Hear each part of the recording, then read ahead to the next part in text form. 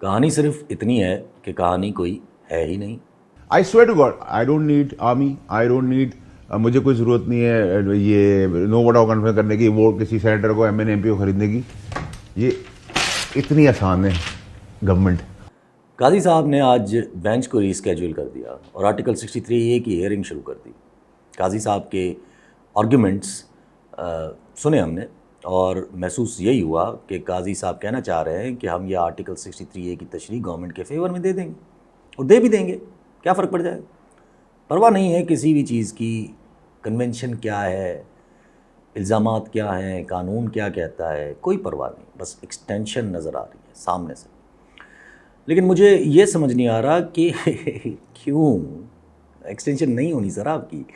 آخر ایسا کیا اچیو ہونے جا رہا ہے قاضی صاحب کو جس کے تحت یہ ہر چیز وہ بھلا کے، ہر اصول بھلا کے بس ملک کی جوڈیشری کو ڈسٹرائے کرنے میں تلے ہوئے ہیں. جلد بازی چیک کریں کہ آرٹیکل 63A کی نیو بینچ آج صبح 9 بجے ہی تشکیل دے دی اور بینچ میں جسٹس نعیم اختر افغان کو لے آئے اور قاضی صاحب منطق دیا کیا دے رہے ہیں کہ اس چیز کی کہ یہ میں نے اس لیے کیا کیونکہ مجھے جب جسٹس منیب نے منع کر دیا، جسٹس منصور نے منع کر دیا، تو میرے پاس کوئی آپشن ہی نہیں تھا، اس لیے میں نعیم اختر افغان صاحب کو لے آیا بینچ میں.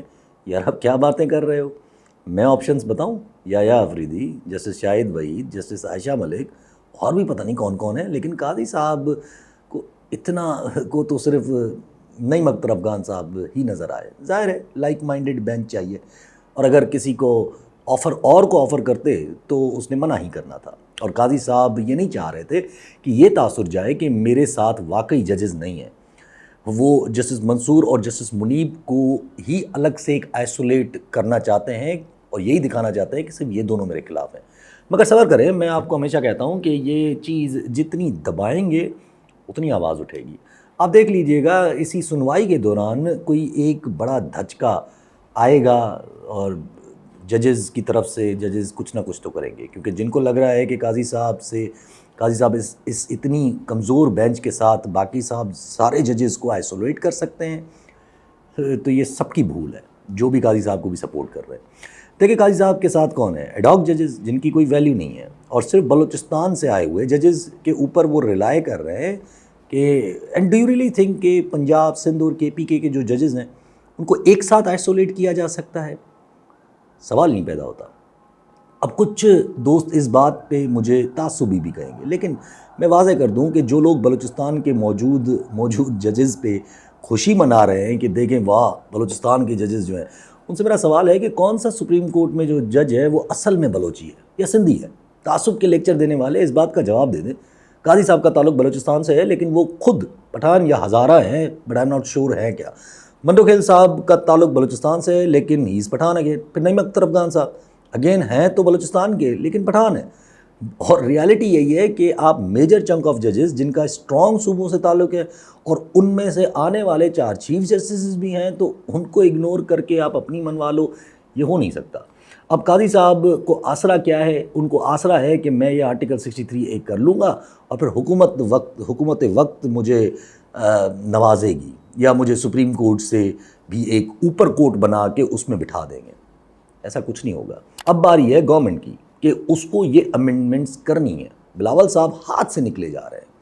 کوئی بیچارے بلاول صاحب کو سمجھائے کہ جناب آپ پرائم منسٹر نہیں بننے ہیں، یہ کیوں رٹ لگائی ہوئی ہے کانسٹیٹیوشنل امینڈمنٹ اور کانسٹیٹیوشنل کورٹس کی. آپ حالت دیکھیں، بلوچستان ہائی کورٹ کے بار کو بلاول صاحب آئینی امینڈمنٹس پہ لیکچر دینے گئے تھے، اور آگے سے Balochistan high court bar association کے صدر نے بلاول صاحب کو ہی لیکچر دے دیا. اسد طور صاحب نے تو یہ بھی کلیم کیا ہے کہ پاکستان پیپلز پارٹی نے اپنا مسودہ بڑی سرکار کو چیک کروایا ہے، اور سننے میں یہی آ رہا ہے کہ بڑی سرکار نے یہ مسودہ ریجیکٹ بھی کر دیا ہے. تو یہ چیخ کیوں رہے ہیں؟ بلاول صاحب کا کہنا تھا کہ میری یہ جو امینڈمنٹس ہیں وہ پرسن اسپیسیفک نہیں، اور قاضی صاحب ہوں یا منصور علی شاہ صاحب ہوں مجھے کوئی فرق نہیں پڑتا، لیکن آئینی عدالتیں تو بننی چاہیے. تو سر جی اپنا مسودہ لے آئیں سامنے، سب کو دکھا دیں، عوام کو بھی دکھا دیں، ہمیں بھی دکھا دیں، تاکہ اگر صحیح ہے تو ہم بھی اس کے فیور میں بولے. لیکن مسودہ ہے کہاں اور دکھا کیوں نہیں رہے ہیں؟ میں ہمیشہ کہتا ہوں کہ اگر پاکستان پیپلز پارٹی کانسٹیٹیوشنل کورٹس کا جو ڈرافٹ لائی ہے اور وہ بالکل اگر قانون کے مطابق ہے، تو اس میں کوئی بھی عمر بڑھانے کی باتیں نہیں ہیں، ججز کی ٹرانسفر پوسٹنگ کی باتیں نہیں ہیں. اگر یہ تو پھر یہ مسودہ اسٹیبلشمنٹ کو کیوں پسند آئے گا, کس کام کا ہوگا؟ فیڈرل کانسٹیٹیوشنل کورٹس بنا کے ان کا کیا فائدہ ہو جائے گا؟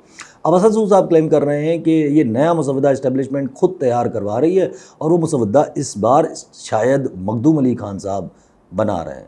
بڑے وکیل ہیں, لیکن میں نہیں مانتا کہ اب کوئی نیا ڈرافٹ تیار کیا جا رہا ہے اسٹیبلشمنٹ کی طرف سے. خاص کر کے اگر کوئی ڈرافٹ ہے بھی تو اس کا اس سسٹم سے کوئی تعلق نہیں ہے. یعنی یہ جو ہوا کے جھونکوں پہ اپنی اپنی پوری سیاست خراب کرنے کے چکر میں ہیں, جیسے بلاول, یا اپنی پوری لیگسی خراب کرنے والے جسٹس قاضی فائز صاحب, یہ فضول میں اپنا ٹائم ضائع کر رہے ہیں. اور اگر امینڈمنٹ ہے بھی تو وہ نہ آئینی کورٹس ہیں اور نہ ہی قاضی صاحب کی ایکسٹینشن. اور اس وقت تو سلام ہوگا میرا کہ جہاں دنیا کا منظرنامہ جا رہا ہے, اگر وہاں بیٹھ کے ہماری سیکیورٹی اسٹیبلشمنٹس امینڈمنٹس پہ دھیان دے رہی ہیں تو اللہ ہی حافظ ہے اس ملک کا. Right now there are bigger things to worry about. Iran نے اٹیک کر دیا ہے اسرائیل پہ ڈائریکٹلی. اب یہاں سے بات رکے گی نہیں, اب اسرائیل رسپونڈ کرے گا. اور امریکہ نے بھی یہی کہا ہے کہ ہم ڈیفینڈ کریں گے اسرائیل کو ہر حال میں. میں نے آپ کو بولا تھا کہ سپورٹ اور نو سپورٹ ایران رسپونڈ کرے گا, کیونکہ اگر ایران رسپونڈ نہیں کرے تو آگے سے آہستہ آہستہ امریکہ اور اسرائیل ایران کی جو پراکسیز ہیں اس پورے خطے میں ان کو ڈی اسٹیبلائز کرتا جا رہا تھا. تو ظاہر ہے ایران چپ چاپ بیٹھ کے اپنی اتنے سالوں سے کی گئی محنت کو تباہ ہوتے تو نہیں دیکھ سکتا تھا نا. سو ایران نے اٹیک کر دیا. اب کیا, اب جوابی کارروائی ہوگی اور پھر یہ جنگ آہستہ آہستہ وہی رخ پکڑے گی جو اتنے دنوں سے میں کہہ رہا ہوں, جہاں رشیا, چائنا, ٹرکی انوالو ہوں گے اس جنگ میں ایران کے ساتھ یا ایران کی طرف سے, اور سامنے سے نیٹو امریکہ ہوگا. اور اب ڈائناما بن جائے گا امریکہ کے لیے کہ اگر یہ جنگ بڑھی تو یوکرین سے تو ظاہر ہاتھ نکالنا پڑے گا, یا پھر کچھ ایسا کرو کہ اب اسرائیل کو بھی ہینڈل کیا جائے, کیونکہ اسرائیل خود امریکہ کے ہاتھ سے نکلا جا رہا ہے. But I don't think so کہ امریکہ اسرائیل کے ساتھ اس وقت کوئی ڈبل گیم کرے گا, کیونکہ اسرائیل کے ساتھ ڈبل گیم کا مطلب اتنے سالوں سے جو پلان ہے جس کے تحت امریکہ نے اسرائیل کو اس خطے میں پال کے رکھا ہوا تھا باقی سب عرب ممالک کو ڈرانے کے لیے, وہ ڈر ٹوٹ جائے گا. اور اگر ایران یا کوئی اور ملک تھوڑا بھی اسرائیل پہ حاوی ہو گیا تو جب سچویشن اتنی کنفیوزنگ ہو تو اس میں ایکسیڈنٹس کے خطرات بڑھ جاتے ہیں. سب سے پہلے میں شکریہ ادا کرنا چاہتا ہوں مولانا فضل الرحمان کا, اور جیسے میں اندر کہا کہ میری وہ تمنا تھی ان سے ملوں اور وہ آج پوری ہو گیا. اللہ کا شکریہ. میں نے کل سوال پوچھا تھا کہ what is Zakir Naik doing in Pakistan. ہم سب کو اتنا تو اندازہ ہے کہ وہ سرکار کے لیے نیریٹو بنانے آئے ہیں, لیکن واٹ نیریٹو, کون سا نیریٹو ہے جو ڈاکٹر ذاکر نائک صاحب بنا سکتے ہیں یا مدد کر سکتے ہیں؟ ویسے کتنا بھی اپرائٹ قسم کا انسان آ جائے اس سسٹم کو انڈورس کرنے کے لیے, وہ خود ڈاؤن رائٹ ہو جائے گا, کیونکہ یہ سسٹم اتنا ان پاپولر ہے اس وقت. تو what is Zakir Naik doing in Pakistan? I don't want to get into conspiracies, مگر آج انہوں نے کہا کہ ہم مسلمان ممالک کو نیٹو کے طرز پہ اتحاد بنانا چاہیے. اوکے, کون سے مسلم ممالک کی بات کر رہے ہیں آپ؟ سعودی عرب اور یو اے ای نے تو پاکستانیوں کے لیے ویزا تک بند کر دیا ہے, وزٹ ویزا, اور آپ اتحاد کی بات کر رہے ہو. اچھا, فار انسٹنس یہ بات خان صاحب نے بھی کی تھی, جس کے تحت انہوں نے ملیشیا اور ٹرکی کے ساتھ ایک اتحاد بنانے کی بات کی تھی, اور یہی بات ان کو لے ڈوبی. یہ بات ابھی ریسنٹلی ٹرکی نے بھی دوبارہ کی تھی کہ ایک الائنس بننا چاہیے اسلامک کنٹریز کا. اب یہ بات پاکستان میں بیٹھ کے پھر سے اٹھائی گئی ہے, وہ بھی ذاکر نائک صاحب کر رہے ہیں پاکستان میں بیٹھ کے. اور مزاحیہ فیکٹ یہ ہے کہ کل ہی ملیشیا کے پرائم منسٹر پاکستان بھی آ رہے ہیں. ان کے دورے کا مقصد مجھے نہیں پتہ کیا ہے, لیکن کوئنسیڈنس اچھا ہے. تو اگر یہ نیریٹو بنانا ہے وہ بھی شہباز کے ساتھ, تو میرا تو سر کھجانے کا دل چاہ رہا ہے کہ یہ کر کیا رہے ہیں. ایک طرف جنگ اور جنگ کے اثرات آپ کے ملک پہ پڑیں گے, آپ کتنے بھی اس سے دور بھاگو تو جب اثرات پڑیں گے اور سامنے سے یہ شہباز سرکار ہوگی تو I don't even want to think کہ اس وقت ملک کا حال کیا ہوگا. اور اگر یہ کانسپریسی کے ذاکر نائک کے ذریعے نیریٹو بنا کے کیئر ٹیکر سیٹ اپ لا کے جنگ میں گھس جائیں گے, اور جب ایران کی سپورٹ میں گھسیں گے تو ظاہر ہے یہ نیریٹو شاید کہیں نہ کہیں کام بھی آ جائے. اگر واقعی ایران کی سپورٹ میں گھسیں گے تو امریکہ کا کیا ہوگا, ابھی جو آپ وعدے تلافی کر کے آئے اس کا کیا ہوگا, سینکشنز کا کیا ہوگا, مہنگائی کا کیا ہوگا, ان شارٹ عوام کا کیا ہوگا. اور وہ عوام جو اس وقت سسٹم ہوگا اس کو چھوڑ دے گی ایسے ہی جتنا ان کے اوپر مہنگائی کا عذاب ٹوٹے گا اس جنگ میں جانے کے لیے. اسپیشلی جب آپ کو سب کو پتہ ہے کہ دا موسٹ پاپولر لیڈر جو جیل میں ہے اس کو آپ اگنور کر رہے ہو. آپ کے دشمن اس چیز کو ایکسپلائٹ نہیں کریں گے. سر جی یہ سارے مفروض ہیں, ان میں سے کسی بھی چیز پہ عمل کرنا اتنا مشکل ہے جتنا آگ سے کھیلنا. اس لیے یہ مذاق نہیں ہے کہ اگر کسی نے ایسا سوچا بھی ہے تو وہ مشکل میں پڑ جائے گا. ہاں البتہ پلان کچھ اگر ڈفرینٹ ہے تو I can watch for it کہ وہ شاید کام کر جائے. پلان ڈفرینٹ سے کیا مراد ہے؟ Plan different means new faces, not the dumb ones. یہ اپنی طرف سے مرضی سے مت لاؤ بٹ دا پاپولر ونس. اور اگر اس طرز پہ کچھ کرنے جاتے ہیں تو شاید عوام بھی ہضم کر لے اس چیز کو, پورا جو ہوگا اس کے بعد. اب آپ سوچیں, بتایا جا رہا ہے کہ اکنامی ٹریک پہ آ رہی ہے, پیٹرول پرائسز کم ہوئی ہیں, لیکن اب اس جنگ کے بعد کہاں جائیں گی پرائسز؟ آپ سوچیں ذرا. کہہ رہے ہیں کہ مہنگائی کم ہو گئی ہے. مہنگائی کہاں کم ہوئی ہے سر؟ آپ نے تو کہہ دیا کہ انفلیشن سنگل ڈیجٹ میں آ گئی ہے, بٹ پاکستان کا وہ کونا بتا دیں مجھے جہاں پر واقعی میں چیزیں سستی ہوئی ہیں. پھر یہ کہا جا رہا ہے کہ انٹرسٹ ریٹ بھی کچھ ٹائم بعد کم کر کے 12 پہ لے آئیں گے. اس سے کیا ہوگا؟ امید تو یہی ہے کہ لوگ بینک سے پیسے نکال کے بزنس میں لگائیں گے. اسی وجہ سے انٹرسٹ ریٹ کم کیا جاتا ہے. اور ایسا لوگ کیوں کریں گے جب ان کو سیدھا نظر آ رہا ہے کہ پاکستان میں کاسٹ آف ڈوئنگ بزنس بہت مہنگا ہے اور انسرٹنٹی عروج پہ ہے.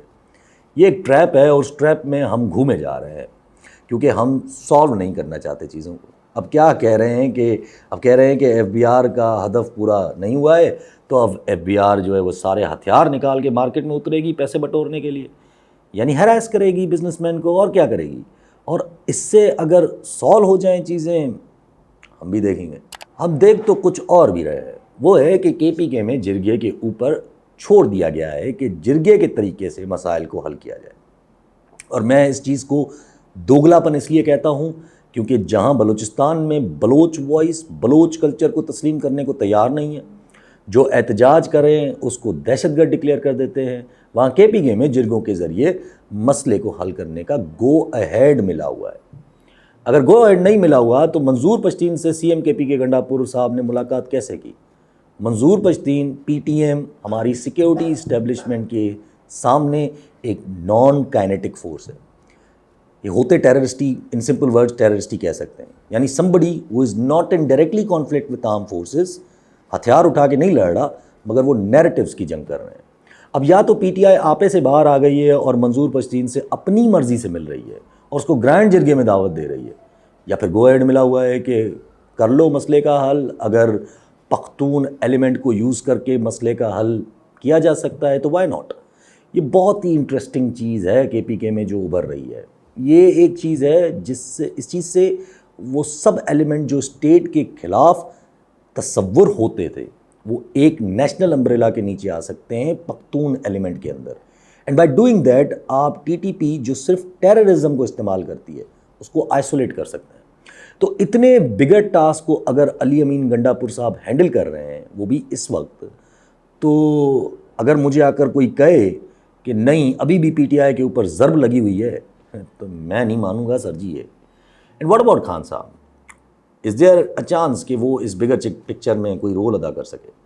4 کو اسلام آباد میں احتجاج اور جلسے کا بولا گیا ہے, لیکن جیسے خان صاحب نے کہا کہ یہ فائنل میچ ہوگا, I don't know, I have no idea whether یہ سچ میں فائنل میچ ہوگا کہ نہیں.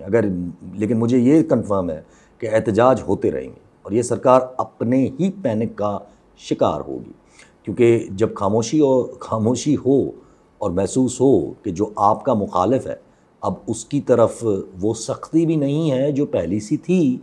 سیکنڈلی آپ بھی کارکردگی دکھانے میں ناکام رہے, اوپر سے آئینی امینڈمنٹ کے چکر میں اسٹیبلشمنٹ کو ہی چکما دینے چلے تھے. تو اب چپ کر کے بیٹھ جائیں اور دیکھیں کہ اپنے ہی پینک میں یہ کیسے اپنا راستہ کاٹ دیں گے. آہستہ آہستہ یہ پی ڈی ایم کا ڈبر پاور پالیٹکس میں ارریلیونٹ ہوتا جا رہا ہے. اب جب جنگ لگ رہی ہے تو میرا پورا دھیان صرف اسی چیز پہ ہوگا کیونکہ یہ چیز بہت خطرناک ہے, خطرناک ہونے جا رہی ہے. امیجن اسرائیل ایران کے نیوکلیئر ایسٹس پہ حملہ کر دے, کیا پاکستان تب بھی خاموش بیٹھا رہے گا؟ کچھ تو کرے گا. اب کرنے کیا جا رہے ہیں یا کرنا کا کیا موڈ ہوگا, اٹس ٹو سون ٹو سے. اور ایک تو یہ امینڈمنٹ کا جو شور مچایا ہوا ہے نا, اس کی وجہ سے اصل پلان پہ بھی بندہ سوچ بھی نہیں پا رہا ہے کیونکہ یہ اتنا شور ہے. مگر اتنا مجھے کلیئر ہے کہ آگے 2 آپشنس ہیں. 1, پاپولیرٹی کو استعمال کرو اور اس جنگ میں اپنے آپ کو اسٹرانگ کر کے کسی طریقے سے بچنے کی کوشش کرو. یا پھر اگر پی ٹی آئی یا اس وقت جو پاپولر ہیں وہ پسند نہیں تو خود آ جاؤ، لیکن میرے نزدیک آپ کے پاس یہ چوائس بھی نہیں ہے.